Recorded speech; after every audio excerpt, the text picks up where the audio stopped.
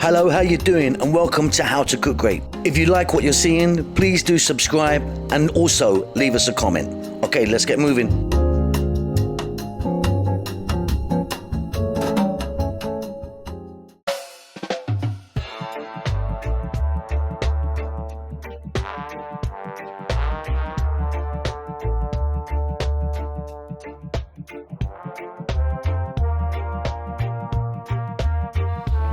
Okay, so what we're going to do is we're going to crack 3 eggs very skillfully into a bowl. We're then going to add a little bit of salt, a little bit of pepper, and then we're going to add about a tablespoon, or just over in my case, of some mayonnaise, which seems to be a little bit reluctant to come off the spoon. We're going to take a fork and we're going to start to whisk it. Now you need to whisk it really well till it's nice and smooth.